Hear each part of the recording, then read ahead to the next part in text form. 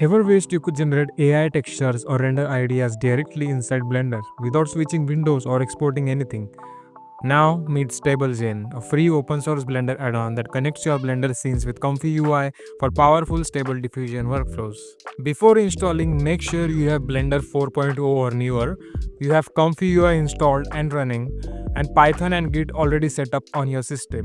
If you already use ComfyUI, you're good to go. But if you don't have ComfyUI, I'll link a video down in the description which will help you set it up.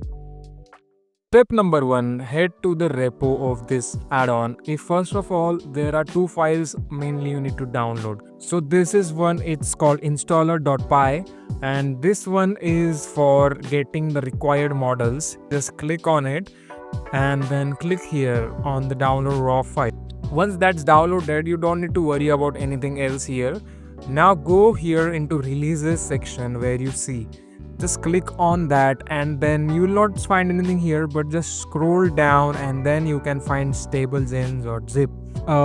Once it downloads, you can find that StableGen.zip and installer.py. So what you have to do, if you have installed ComfyUI now, you can just cut it or copy it and then go to your ComfyUI location.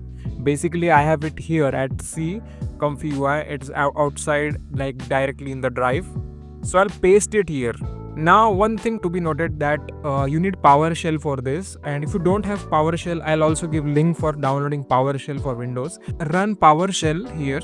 Now what you have to do is I'll just press, you have to type cd, copy this location of ComfyUI wherever it is located and press enter. So it jumps into ComfyUI from C user's PC to ComfyUI. Next thing you wanna type is this command, python installer.py, and then you have to press quotation marks like this. But I'll just give commands in the description, you can directly copy paste. Just you have to replace this directory here. I'll just add it and I'll ComfyUI, C ComfyUI, and press enter. This thing will pop up. We got 4 options actually. So it's first is a minimal core basic requirements. It will have approximate total size of 7.3, but keep it in mind that it will not download any SDXL checkpoints, and also it will not download ControlNet models, which are basically required for the setup. Essential is what you can get, because that's what I downloaded. If you have good space on your drive, then get the recommended one. And complete SDXL, that it will download all the checkpoints like real viz XL and SDXL also full. You are in the add-ons.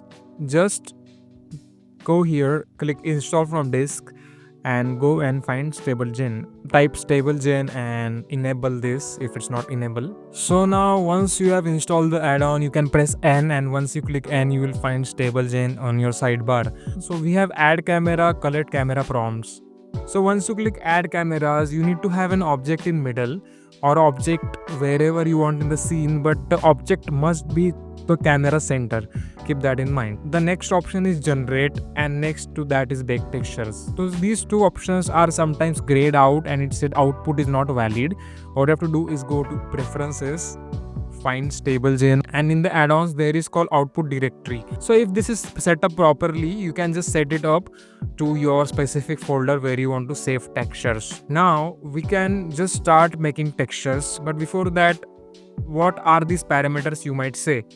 So this is architecture, this is Flux and SDXL. Basically these are two architectures where the models come from. So SDXL has many models and also Flux has many models. But this SDXL is what we need for this tutorial because it is quick and fast than Flux. Down to the checkpoints, which is SDXL base and real viz XL. So I'll be using the real viz XL because I like this model bit, but you can use SDXL if it runs faster on your machine, depends on the GPU. These two options are pretty much related to each other. Now the generation mode is the generate sequentially, but you can change it to generate separately. This works with the cameras. You can add one camera and click generate separately, and then add second camera and then generate again. And you can generate using grid and these 3 options, but I'm not sure about these 2 yet. But the restyle refine is that You can add already existing texture and refine that texture only. Here you can find that UV indent missing areas. This will work like if you have a texture which has some part which is not been textured and you want to texture that, so that option is for that. That's called indent. Target objects is a recommended setting to change because selected is important. Moving on to the advanced parameters, here the options, you don't need to mess with anything, it just keep them at default. But I'll just tell you about the core generation settings here. The seed is what makes your generation different. Now to change this, what you can do is simply control after generate, change it to randomize or increment or decrement if you like. I'll just keep it to randomize, so it will generate random generation and it will be better. Keep the seed to 0. For the steps 1, it's set to 8. But if I'll just scroll down, find LoRa management here.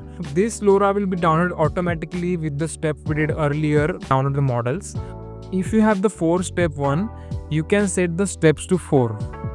Keep everything as it is. You can just mess up with the sampler and scheduler and CFG.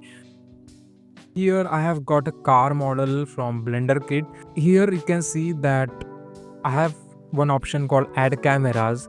You have to first select the model and then click on Add Cameras. Keep it in mind, the cameras are too sensitive, like they move on crazy. I'll just show you what it looks like. Just click on Add Camera and in options you can see number of cameras. You can increase that if your model is too complex, and center type object, and you can also put to view center and remove other cameras if you have other cameras in the scene which mess up with the projection. Now press OK. Mouse you see directly jumps from the option screen to direct to the middle of the screen. Once you move your mouse, you can see the camera is moving with it. Now the camera is too sensitive, so just basically be aware of that. The camera is too sensitive, so it doesn't fly away. Once you scroll, it will start moving, and just press the click once your camera is set up properly, so it will jump to other camera. Now just keep on placing all this camera like this. So once all the cameras are being placed, but if you want to move them, you can move them. What you can do now is that change this prompt, keep the prompt to this. My model is Real ZXL. Generation sequentially because I have 4 cameras. So the camera 0, camera 1, camera 2, camera 3. 0 will be starting and 3 will be the ending. Select the model. Keep it in mind, select the model and click generate. I forgot to tell you one thing. Once you click model and click generate, before that, go and click on the target objects and click to selected. Once the texture has been generated, you cannot see anything in your viewport, even if you go into the material view. But what you have to do is simply go into the render options here and change this to cycles. Now if you go to the rendered view, you can see that your texture is there. So my prompt was realistic sports car and basically it looks good. But yeah, the texture quality is not that prominent and not that great yet, but you can see it will work from a distance and also can serve a purpose in your scenes because it's good. But you can see the lighting has slightly differed here. That's because yeah, AI textures are not that consistent. No camera was from top, so therefore up is also messed, and also down you cannot see, it's just flat. So my final opinions about this plugin is it's really good, and you can also do one thing is that take a prompt from ChatGPT or Gemini and get more good output. So I'll just put it here, realistic red sports car. We have got our results and you can see it's looking good. Basically that's pretty much it for this tutorial. You'll find all the links down in the description, and thanks for watching, and I'll meet you in another video.